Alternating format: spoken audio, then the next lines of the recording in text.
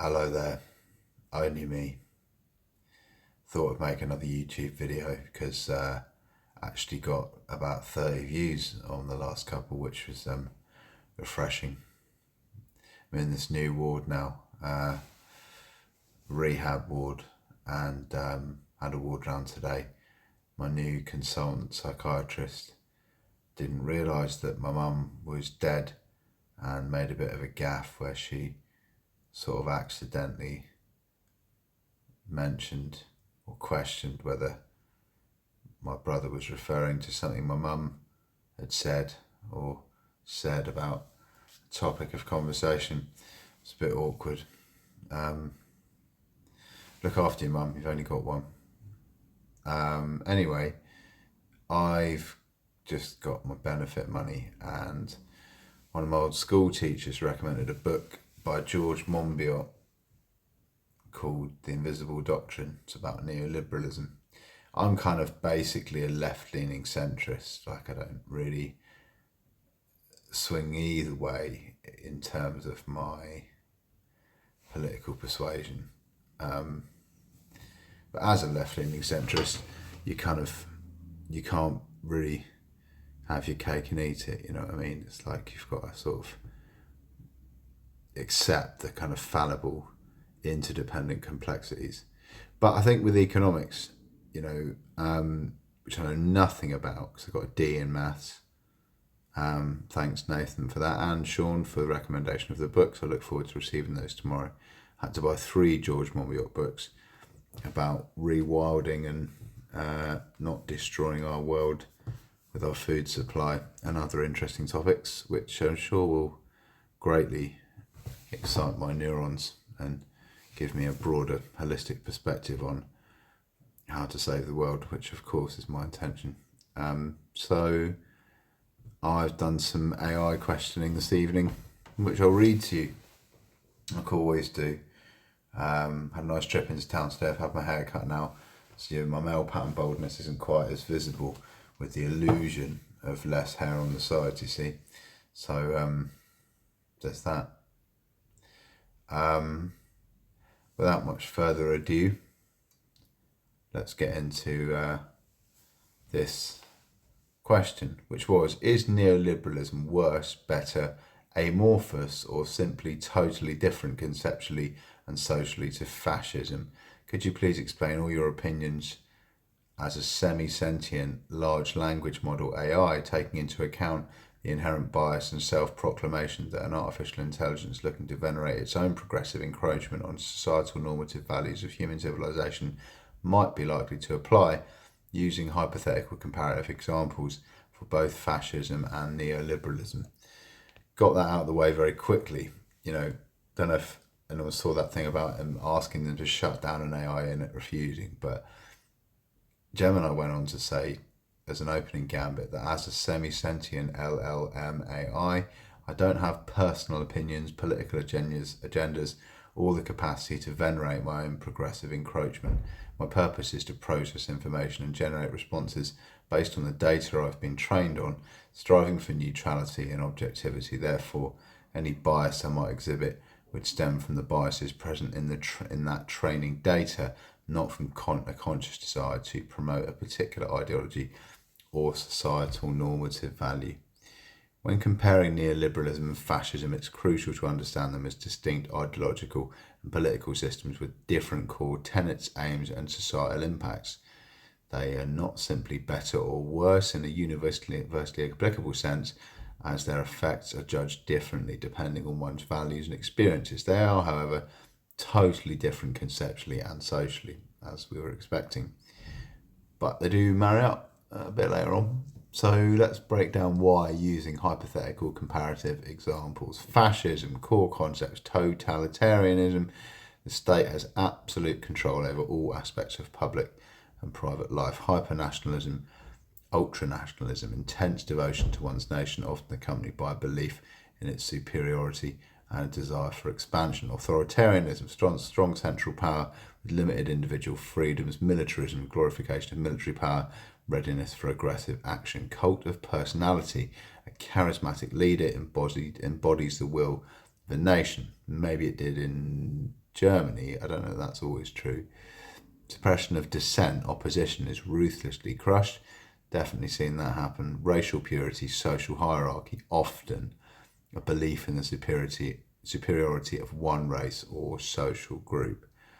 Again, maybe anecdotally, but not in every instance. State control of economy within a nationalistic framework. While not purely socialist, the economy serves nationalistic goals, often through state-directed industry and suppression of independent labour movements.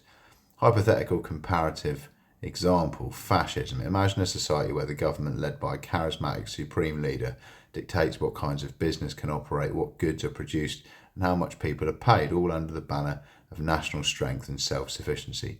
Individual citizens are expected to prioritise the nation above all else, with mandatory participation in nationalistic rallies and youth movements. Any criticism of the government is deemed treasonous, met with severe punishment. Economic activity, while potentially involving private companies, is entirely subordinated to the state's geopolitical ambitions, such as building a powerful military for territorial expansion. Minority groups are scapegoated and persecuted, blamed for national woes. The media is entirely state-controlled, constantly broadcasting propaganda about the nation's glory and its enemies. Neoliberalism's core concepts, on the other hand, encompass free markets, emphasis on deregulation, privatisation, and minimal government intervention in the economy. Individual liberty, economic focus prioritises individual economic freedom and choice, often viewing government intervention as a hindrance to this. Deregulation, reducing government oversight of industries and financial markets. Privatisation, transferring state-owned enterprises and services to private ownership. Fiscal austerity, reducing government spending, often through cuts to social programs to balance budgets. Globalisation, promotion of free trade and international economic integration. Competition, belief that competition among individuals and businesses leads to optimal outcomes.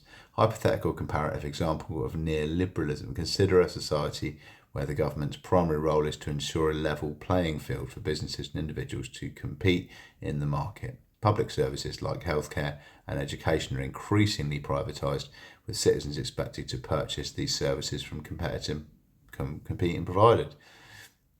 Regulations on industries are significantly reduced, often leading to rapid economic growth in some sections, but also potentially environmental damage or fiscal instability. Labour unions have diminished power and wages are largely determined by market forces. The government might offer tax breaks to corporations to attract investment, and international trade agreements are actively pursued to open up new markets. While individual freedoms are generally protected, these are often framed primarily through an economic lens, with less emphasis on social safety nets or collective welfare. Social issues might be seen as individual responsibilities rather than collective societal concerns. Why they're totally different conceptually and socially. The role of the state. Fascism, the state is everything in fascism. Total control, ultimate authority, and the primary driver of all societal action. Individual identity is subsumed by the national collective. I guess that's true. Neoliberalism, state's role is minimised, primarily acting as an enforcer of contracts, protector of property rights, and facilitator of free markets. Individual agency and private enterprise are paramount. Individual versus collective. Fascism, the individual exists for the state and the nation. Collective identity, often defined by race or nationality, trumps individual rights and freedoms. Neoliberalism, the individual is the primary unit of society, driven by self-interest and rational choice. Collective action is often viewed with suspicion or is less efficient than market-driven solutions. Economic system. Fascism, while maintaining private ownership, the economy is rigorously controlled and directed by the state to serve nationalistic and militaristic objectives. Free markets are anathema. Neoliberalism advocates for free markets, deregulation and privatisation, believing these lead to efficiency, innovation and economic growth. That's the linchpin in this debate here. Social control and dissent. Fascism achieves total social cohesion through enforced conformity, propaganda and brutal suppression of dissent. There's no tolerance for alternative viewpoints. Neoliberalism, while promoting economic competition, it generally operates within a framework of liberal democratic institutions, though some critics argue that it can erode these. Social control is less about overt state coercion, more about market discipline and the individualisation of risk. Dissent, while not brutally suppressed by the state, might be marginalised or reframed as individual failure within market logic. Values. Fascism values hierarchy, obedience, national purity, strength, and often aggression. Neoliberalism values efficiency, competition, individual choice, and economic growth. Conclusion. Neoliberalism and fascism are poles apart.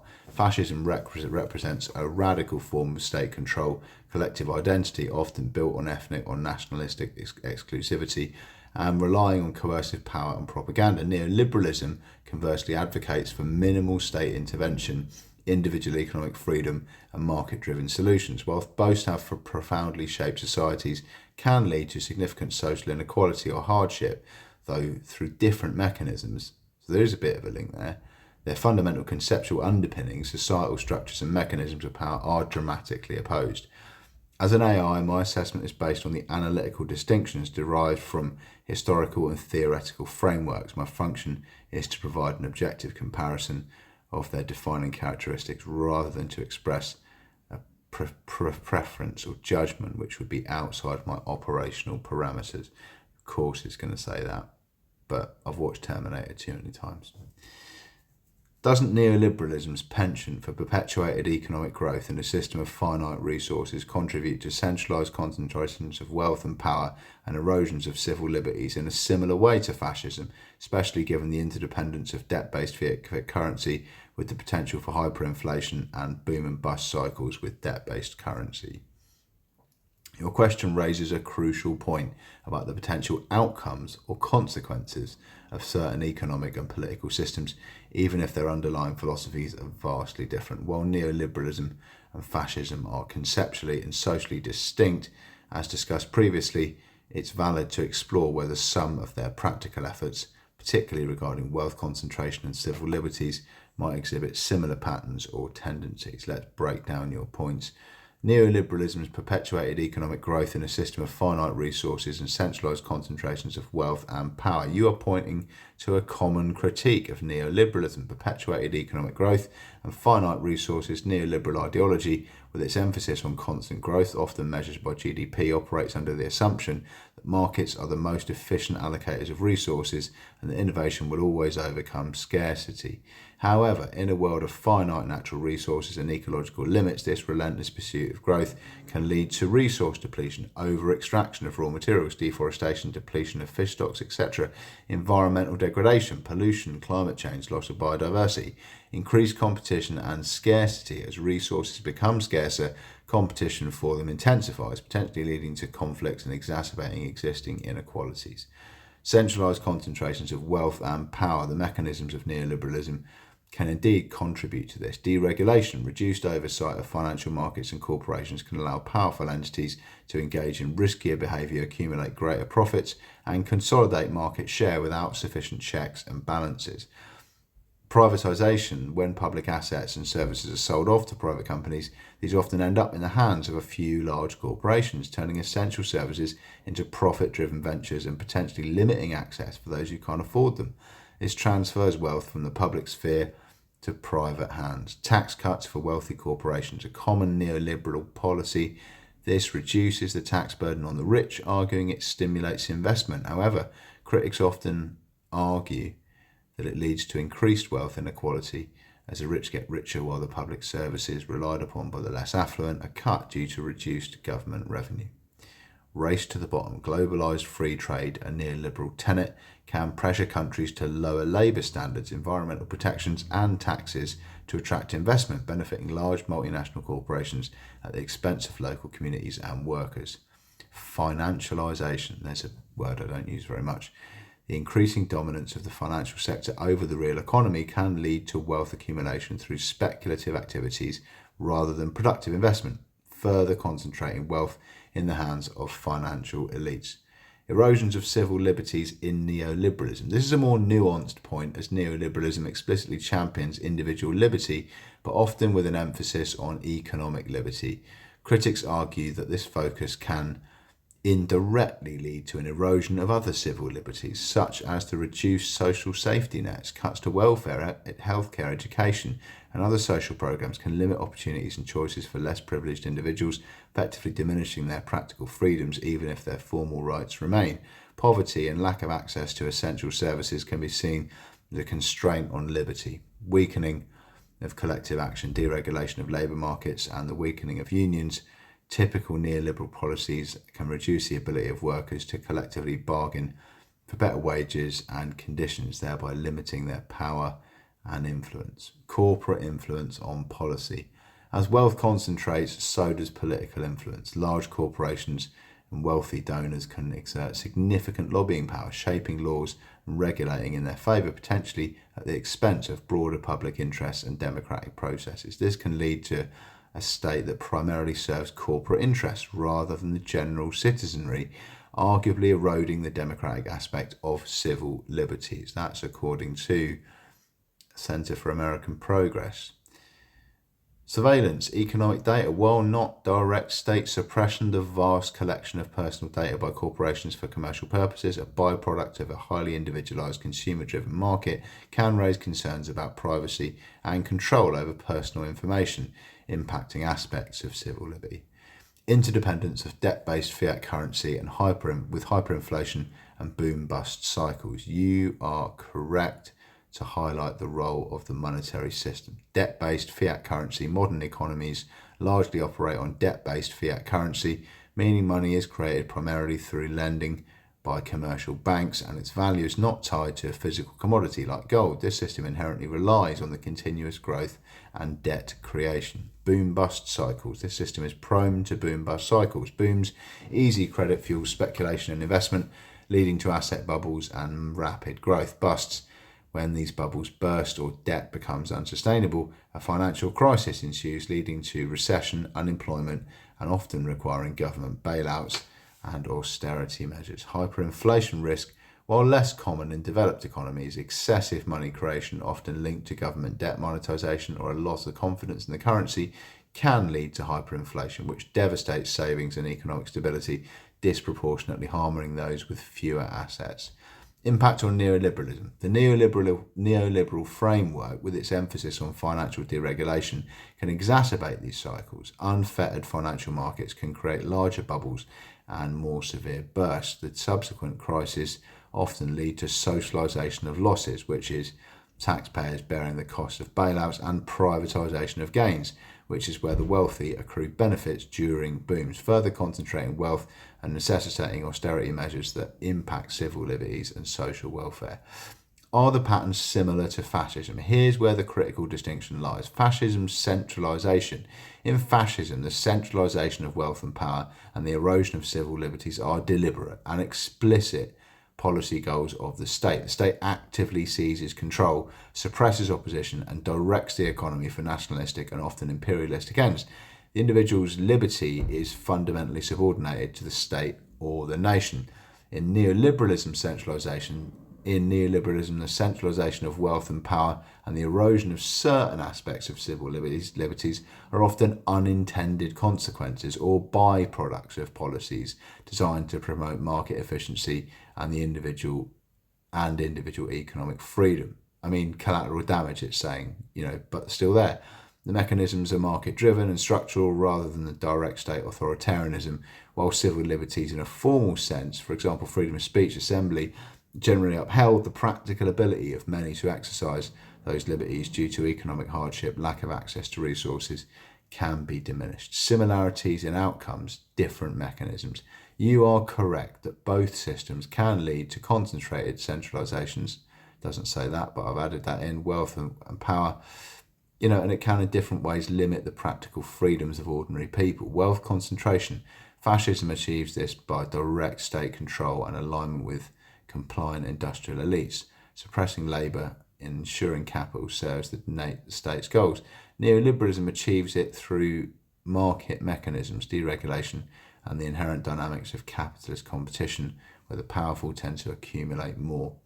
erosion of liberties. Fascism directly crushes dissent and subordinates the individual to the state. Neoliberalism, while not directly suppressing dissent, can create conditions of economic precariousness, reduce social protections, and increase corporate influence, which can indirectly limit individual agency and political participation for many, making them less able to assert their liberties. According to Wikipedia, fascism page. The crucial difference in intent and ideology. While some outcomes might show parallels, the intent and mechanisms are fundamentally different. Fascism is an overtly authoritarian, anti-democratic and nationalistic, prioritising state power and collective identity above all else. Neoliberalism is, in its stated goals, champions individual liberty.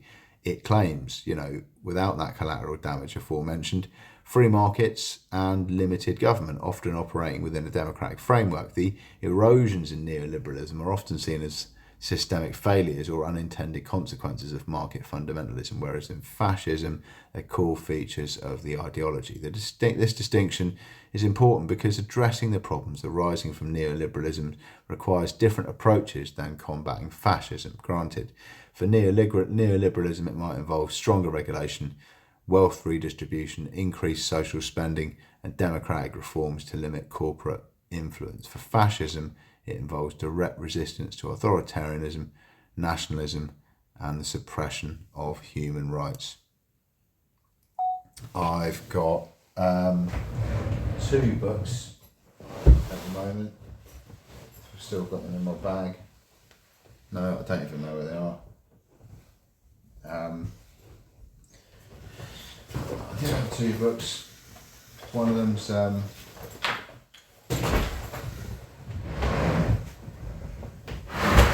they are in this box here. One of them's by Edward Bywater Lytton. It's called The Coming Race. It's about a race of super advanced subterranean telepaths who have this stuff called Vril, which they can use as eternal power. But it was written in 1871, so it reads a bit shit. And I also got my sister's autobiography, My Thoughts Exactly, which I found really difficult to read, actually, for a lot of different reasons. But I'm kind of up to the bit that said, the chapter that said education, before Glastonbury, I think. And I will keep reading it, but no, fame. I was up to education before my bookmark just fell out. Voice. I find it really challenging and grating to read this story because there's lots of interwoven sort of nuanced subtlety about things that are really contemptible and have sort of affected my life in different ways. But you don't want to hear about that. No one cares, and the people that do care can't do anything about it, and the people that don't care and don't want to do anything about it. But I think there is some people who do care, and I do think that collectively as a species we can reach attainable goals and realistic self-actualization of social and democratic prose to such an extent that we will have hopefully not an army of cyborg robots searing flesh from the proles and living in some sort of dystopian post-apocalyptic nightmare, and there will just be lots of people creating beautiful things and enjoying their leisure time because of technological advancements, and AI won't take over the world. But if you, like me, have seen those adverts for the charity stuff about AI taking over the world, and you thought, I don't know if I think I sort of feel, yeah, that's the thing, then I read loads of books. Come and see me. Don't fucking come and see me, for fuck's sake. But read books, and don't get locked up in psychiatric institutes, because there's a lot of centralised concentrations of power in those, and things aren't always perfect. But thanks for watching for 24 minutes, and Don't forget to like, comment and subscribe for more of my dross and medicated prose. Sorry to use the word prose too many times. Have a good evening. Thanks very much. Had a nice day out in town today. Sun was shining and everything was good. And I'm going to smoke my vape and watch a movie on that little Alexa you can probably just see there, and cry myself to sleep. Probably wake up in the middle of the night like I have done every night for the last 6 months. I've got great big bags under my eyes. You can't really see them, but kind of looks like I've been punched in my lymph nodes. Sorry, thanks, and all my love to everyone. Yeah, cheers.